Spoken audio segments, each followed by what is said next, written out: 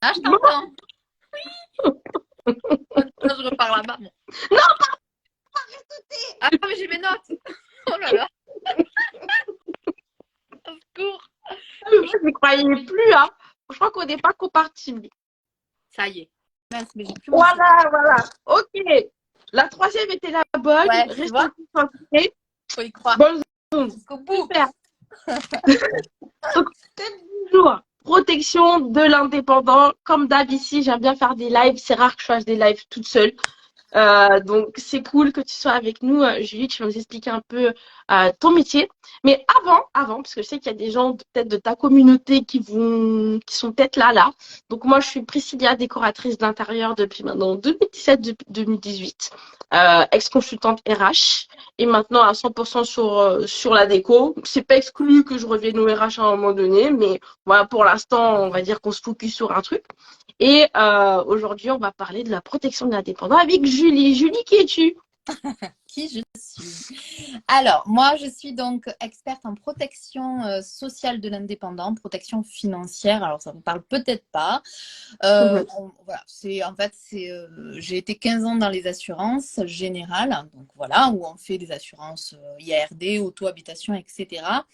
Et j'ai souhaité donc me spécialiser sur l'assurance de personnes, tout simplement parce que ça avait plus de sens pour moi d'assurer des personnes que des voitures.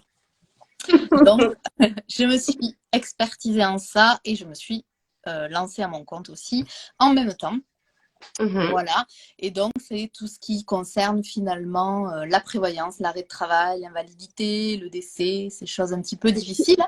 Voilà, des sujets trop fun, des trucs qu'on a trop envie de parler, hein, mais Ah, dont on n'a pas envie de parler, mais qui finalement il faut aborder. C'est ça qu'on va voir ah, finalement un jour ou l'autre, il aujourd'hui. faut s'y mettre. Donc, Et quand c'est fait, c'est fait. c'est ça. C'est ça. Donc, dites-nous, donc, fonctionnement du live, les gens, si vous avez des questions, mettez-les dans la boîte à questions en bas à droite, parce que si vous mettez dans le feed, je vais probablement les louper, d'accord? Donc, voilà.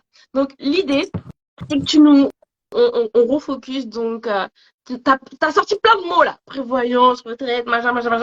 Ça serait bien qu'on revienne un peu sur chaque et que tu nous définisse un petit peu plus en détail ce que c'est. Et après, on verra comment intégrer ça, nous, à notre niveau en tant que décorateur d'intérieur ou futur décorateur d'intérieur. Bien sûr.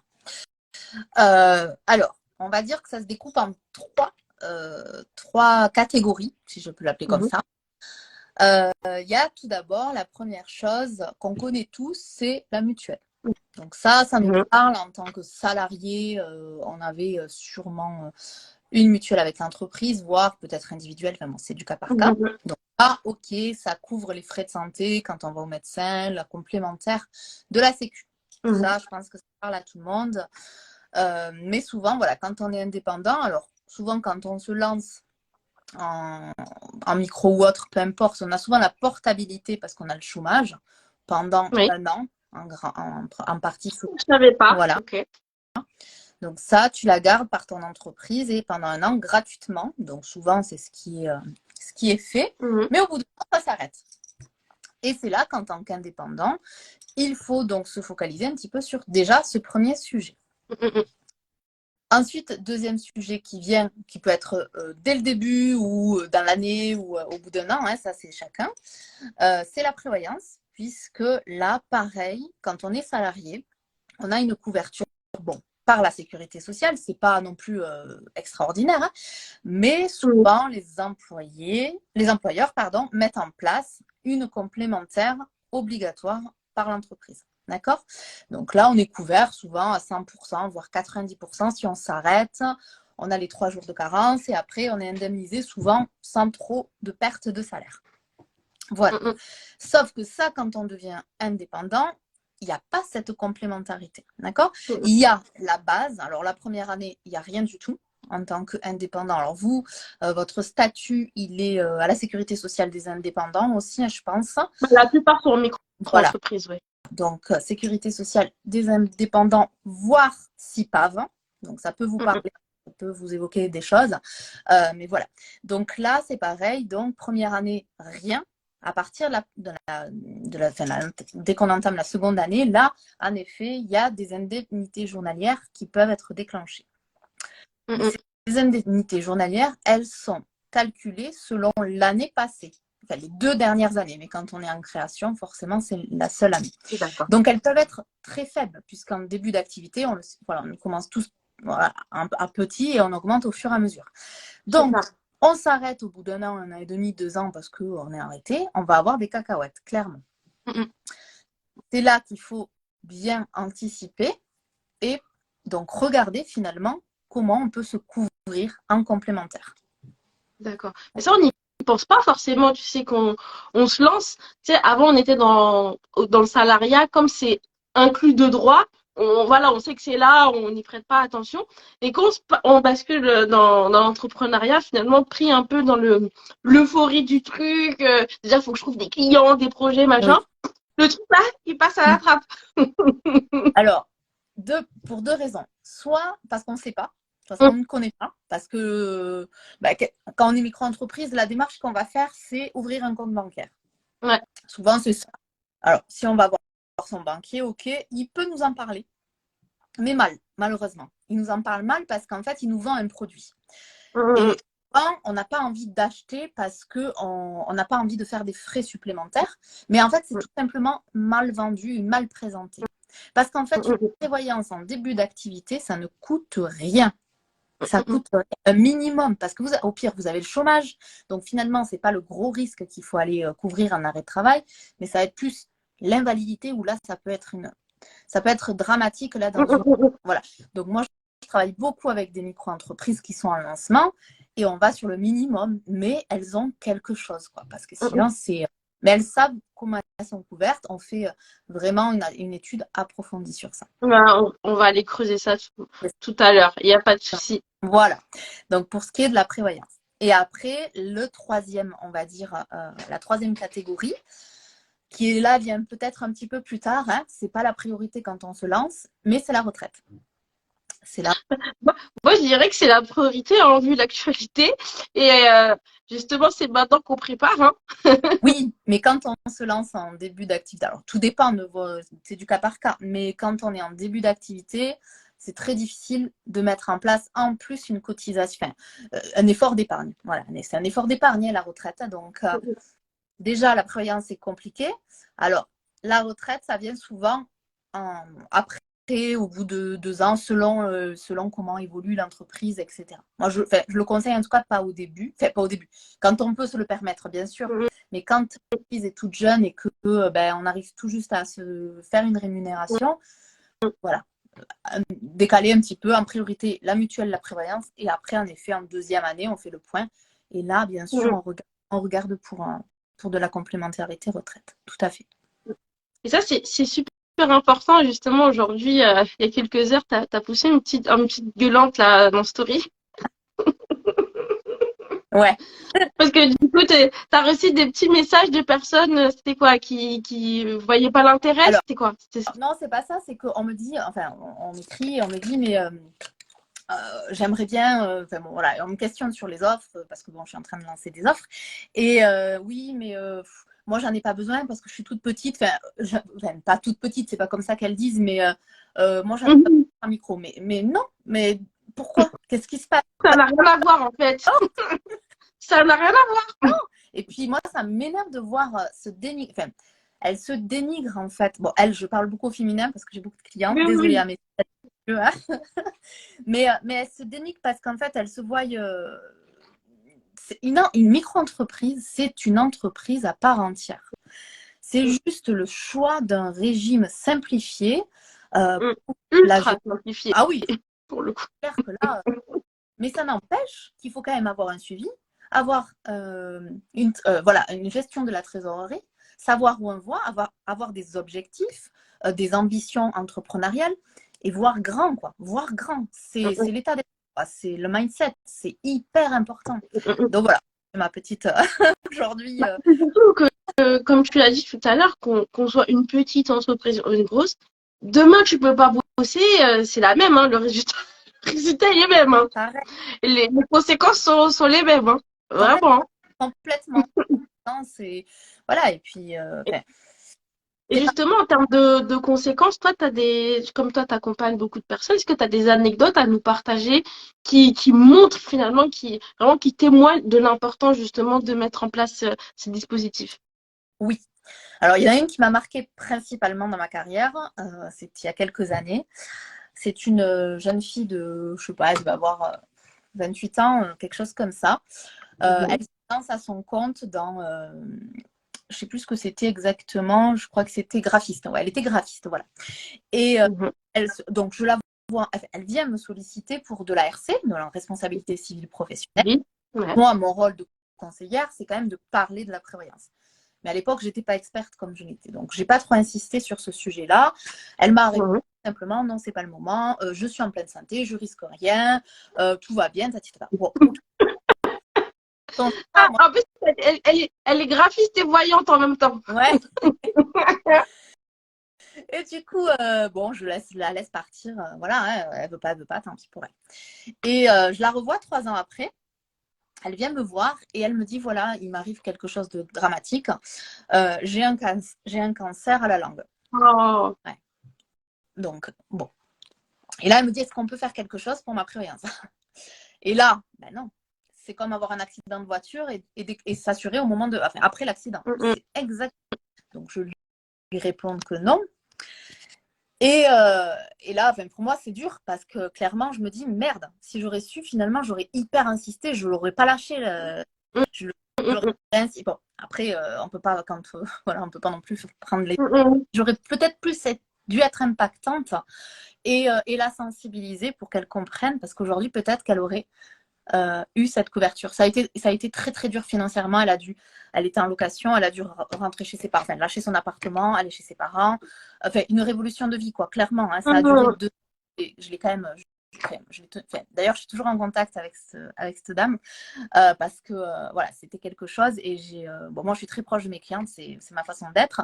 Et en fait, donc ça a duré 2 ans. Hein, bon, là, il y avait en rémission, tout va bien, etc. Et ça en est sorti, mais elle a Super. dû fermer son entreprise. Enfin bon, maintenant, elle a dû revenir. Bon, elle a eu 2 ans de très grosses difficultés financières et elle a dû revenir dans le salariat après 2 ans. Donc, et là,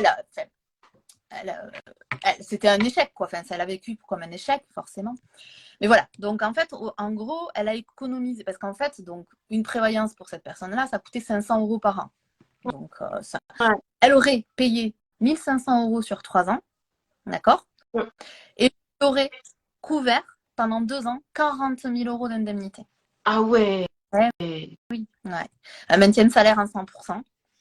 Ah ouais. Elle aurait eu, donc elle aurait été en arrêt pendant 2 ans, toujours son entreprise, hein, elle aurait pas fermé. Et au bout de 2 ans, en remission, ben, elle aurait tenu financièrement, elle aurait pas été obligée d'aller chez ses parents, etc.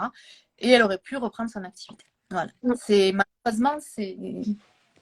Et encore, Bah, ça va. euh, Je veux dire, c'est 2 ans.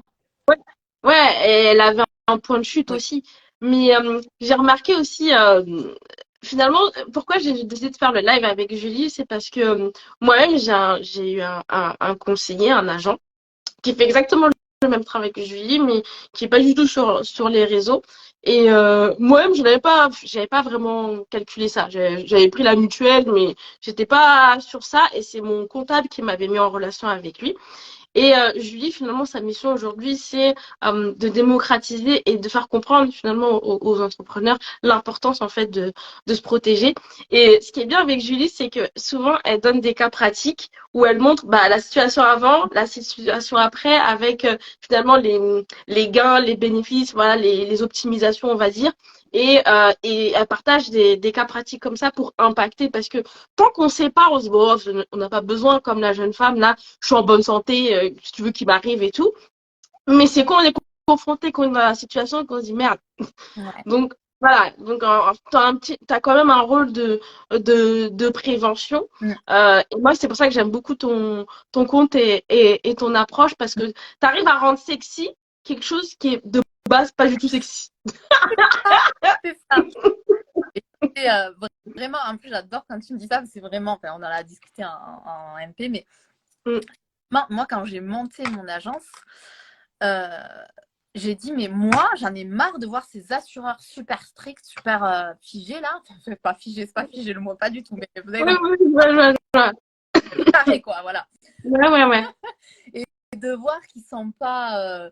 Voilà, je veux que ça soit cool, que l'assurance, elle soit vue autrement, que voilà, ça soit féminin aussi, parce qu'il y a beaucoup de monsieur. Enfin, ça change, c'est en train de. Il y a beaucoup de monsieur assureurs. Et moi, mon agent était très comme ça. Et j'ai dit, je veux pas, je veux pas, quoi. C'était hors de question, quoi. Donc, je l'ai fait vraiment en image. Et en plus, abordable via les réseaux sociaux. Enfin, je veux dire, c'est un but, quoi, en soi. Ouais. Finalement, t'es allé là où sont les entrepreneurs, en fait. T'es allé directement sur Instagram, comme ça leur parle et tu vulgarises, finalement, tu vulgarises énormément. Je vous invite vraiment, les personnes qui sont connectées et les prochaines qui vont voir en replay, à aller voir son compte. Si vous êtes sur YouTube, je mettrai en description. Et si vous êtes sur Instagram, je mettrai aussi en description. Vous allez voir, vraiment, elle vulgarise vraiment les concepts et tout. Moi, je trouve ça super intéressant. Ouais. Et justement, maintenant qu'on a posé le cadre et qu'on s'est dit ce que c'est, pourquoi c'est important, comment on met en place ces dispositifs finalement? C'est quoi la procédure? Comment ça se passe? Est-ce que c'est compliqué? Qu'il y a un peu des phobiques administratifs, un peu comme moi, j'imagine. Alors, bon, il y a rien. Il y a des infos. Vous avez jusqu'au 8 juin, je crois. Ça dépend des régions, mais ouais. Voilà, petite parenthèse. Ouais, c'est clair. Et ça aussi, c'est un truc de fou parce que sur le régime du micro, alors on dit facile, mais pour les impôts, c'est loin d'être simple. Hein. Ah oui, oui, ça j'ai galéré. Il y a une année où j'étais salariée, micro-entrepreneuse et en même temps j'avais une SASU.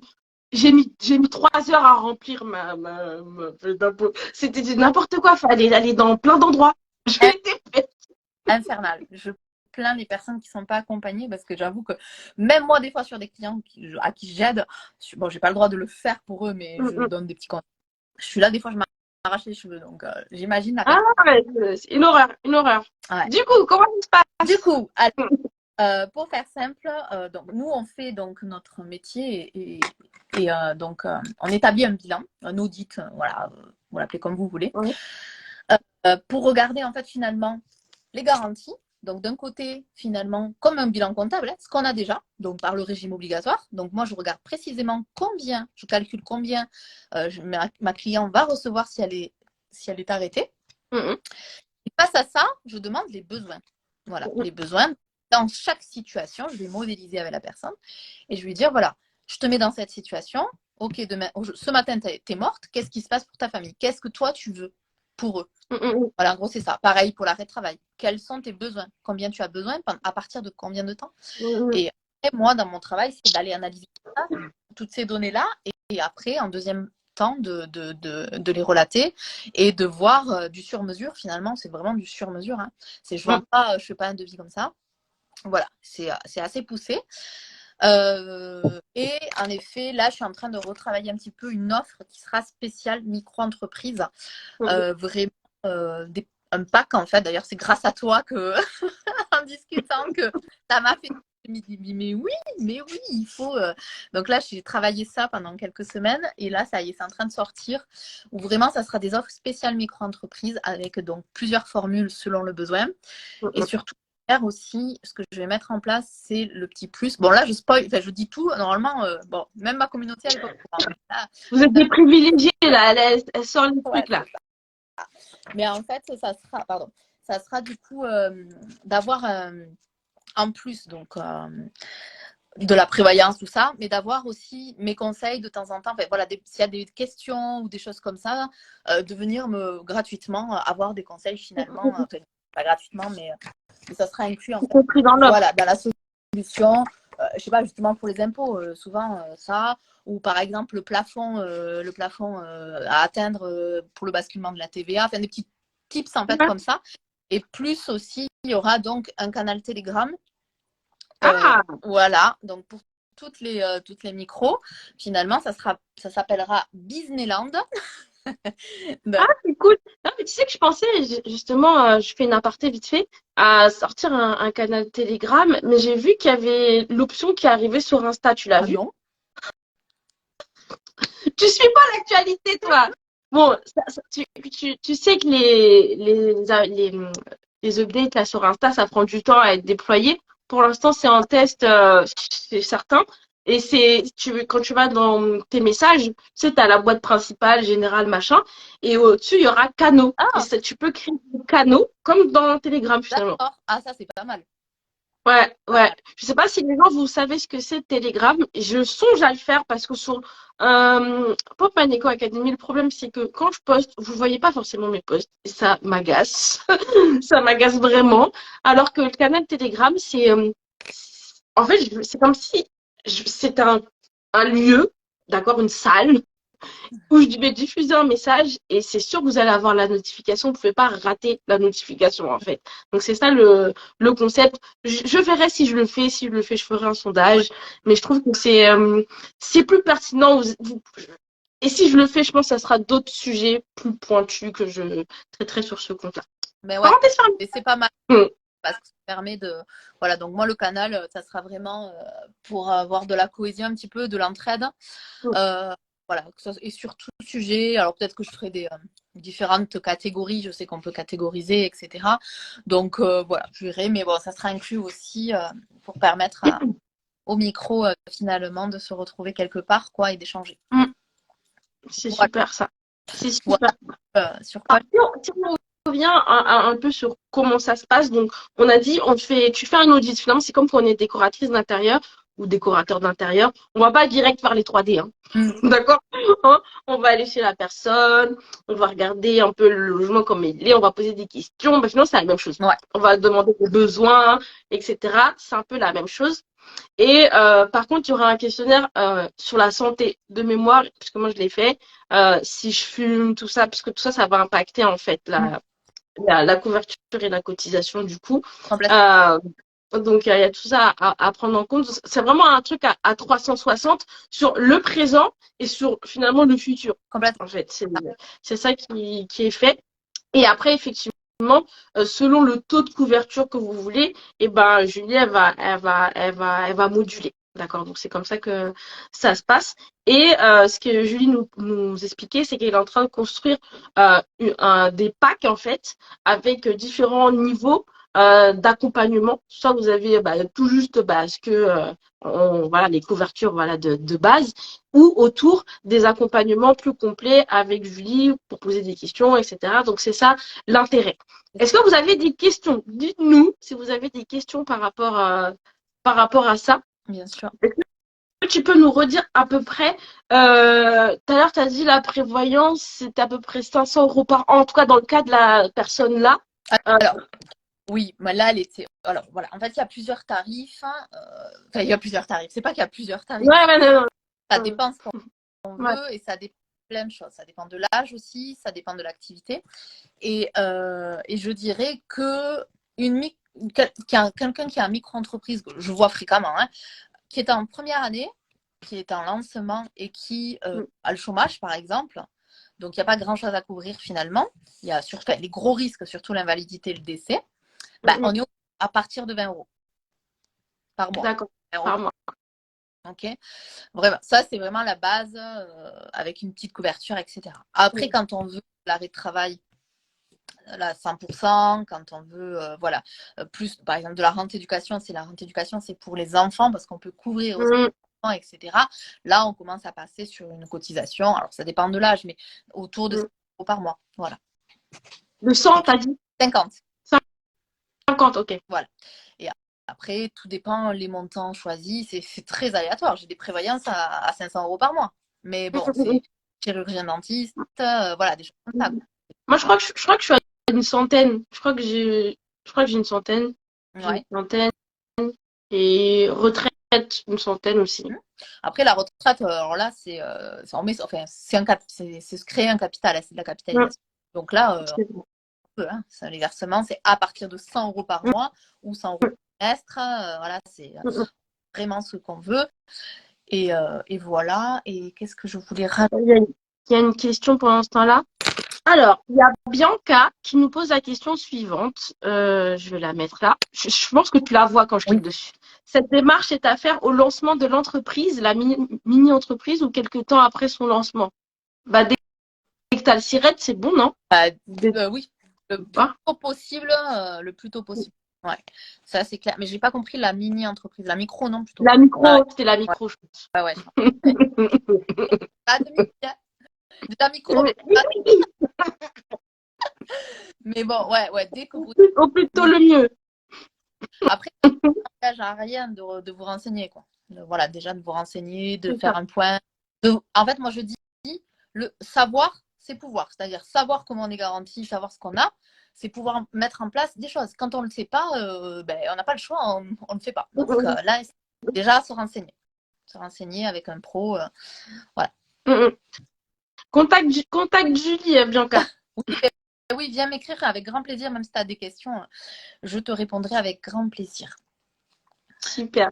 Ah, Est-ce qu'il y a d'autres questions? Est-ce que tu voulais rajouter quelque chose? ben, Parce que tu cherchais tes mots tout à l'heure. c'est pas, ça me revient pas, c'est horrible. Ah oui, si, tu as évoqué quelque chose qui est très important. Tu as évoqué un questionnaire médical. Ah oui. Alors, j'ai rencontré malheureusement des situations compliquées par rapport à des états de santé. Et notamment à un certain âge, hein, ou pas d'ailleurs, hein, j'ai eu tout, mais à un âge, on commence à développer des petites maladies. Alors, pas grand-chose de grave, mais des maladies. Ça peut être un peu diabète, ça peut être, je sais pas, la thyroïde, des choses comme ça. Même ça peut arriver très jeune, hein, mais bon, peu importe. Et le problème, c'est que là, ces maladies-là, alors, ça ne sera plus assurable. C'est-à-dire que quand il y a connaissance, et non, quand il y a connaissance de maladie, je vais prendre un exemple de maladie. Je vais prendre l'asthme. L'asthme. L'asthme, c'est pas grave en soi. Bon, on en fait depuis qu'on est petit, en principe, pas de l'asthme. Donc ça, malheureusement, c'est comme ça. Mais si à connaissance, donc il y a un questionnaire médical, vous allez être obligé de dire la vérité et de dire que vous avez de l'asthme. Qu'est-ce qui va se passer? Ben, le médecin conseil, il va statuer selon la gravité de l'asthme aussi, hein, bien sûr, c'est du cas par cas, et va dire, ben, comme il y a un risque de maladie pulmonaire, j'en sais rien, bon, je ne suis pas médecin, on va l'exclure. C'est-à-dire que s'il y a un arrêt de travail plus tard ou une invalidité due à l'asthme, ça ne sera pas garanti. D'accord, ok. Il y a plusieurs cas. Il y a ça, il y a carrément l'exclusion. Enfin, l'exclusion. Il y a des personnes qui sont inassurables. Ah ouais, là c'est chaud. Là c'est chaud. Ah, je me souviens, le questionnaire, il était vraiment. Je me souviens, mon agent, il m'a saoulé, il m'a répété la question 15 fois, est-ce que je fume? J'ai dit, putain, mais à la fin, j'allais dire, putain, laisse-moi, je fume pas. Alors, ça.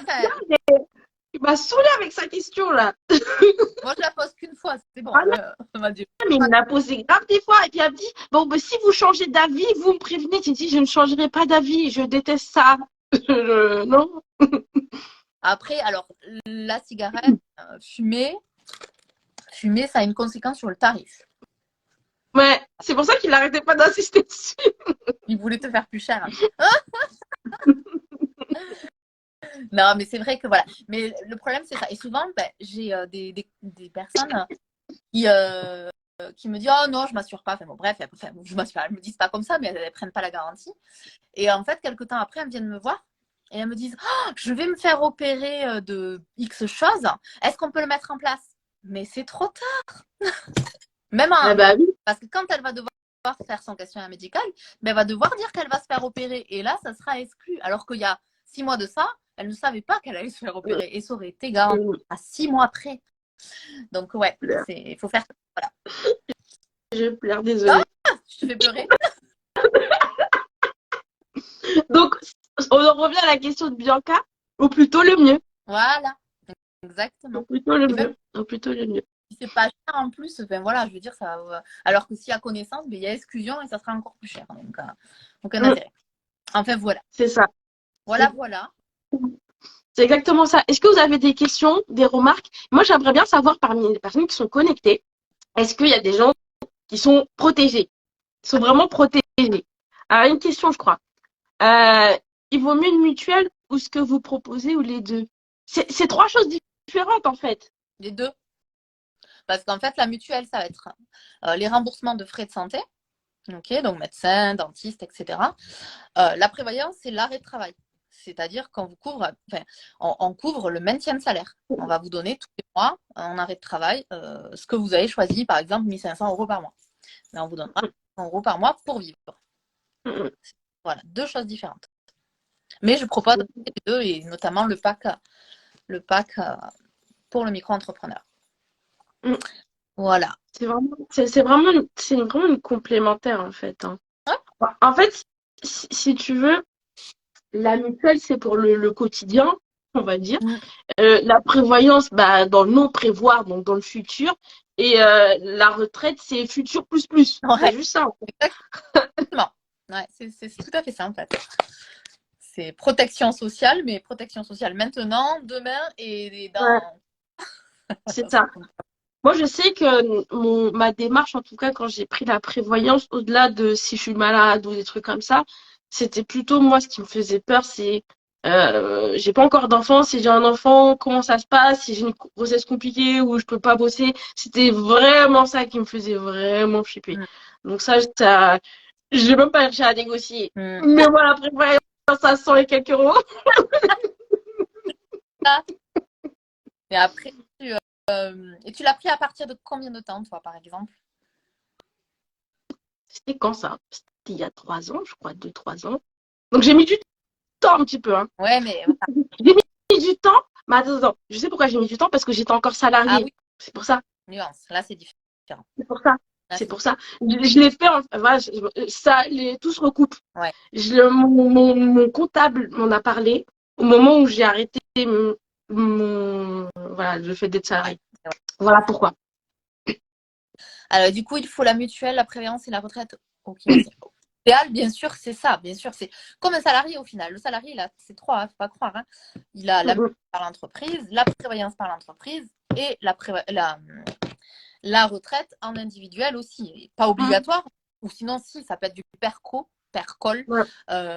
Retraite collective mise en place par l'entreprise. C'est pareil, en fait. C'est ce que met l'entreprise pour son salarié. Vous, en tant qu'indépendant, vous devez le faire exactement la même chose. Quoi. Mais ça, voilà. De toute façon, pour la retraite, on n'a plus tellement de choix. Même les salariés, de toute façon, prennent des complémentaires parce que on n'a plus le choix, on l'a vu. Le système ne tient plus ses promesses là. Il est un peu bancal, hein. Il y a un grain dedans là. Et de toute façon, en tant que micro-entrepreneur, on cotise tellement mal, c'est tellement mal foutu le truc pour la retraite que sur le coup, ok, comme je disais, au début, on n'a pas beaucoup de revenus, donc je comprends que ça soit pas une priorité, mais ça va vite devenir une priorité, hein, parce que faut pas te réveiller à la fin de la vie là, et je dire, ah, en fait, c'est que 800 euros. Ouais. C'est comme ça que ça se passe en fait. Donc c'est ça aussi qu'il faut anticiper. De le faire même très très jeune, même quand on commence à. Ah oui. Ah mais si j'avais su, j'aurais pris le complémentaire depuis. Ouais. Je n'y ai pas pensé, mais parce qu'au final, 100 euros, bah c'est une somme. Je dis pas que c'est rien du tout non plus, mais on les sent pas. Non, c'est clair. Tu peux vite y arriver quoi. Enfin, voilà. Bon, c'est sûr que faut rien que de se faire moins peut-être de resto, moins de sorties ou pas. Je te dis pas de te priver comme ça, mais tu vois, juste diminuer quelque chose un petit peu et on y arrive facilement quoi. C'est exactement ça. C'est exactement ça. Est-ce que vous avez des questions, des remarques, les gens? Comme ça, on va pas parler pour parler. Après, si vous avez m'écrire en privé, vous n'hésitez surtout pas. Franchement, moi, j'adore aider et donner des petits tips et ça avec grand plaisir. C'est ça.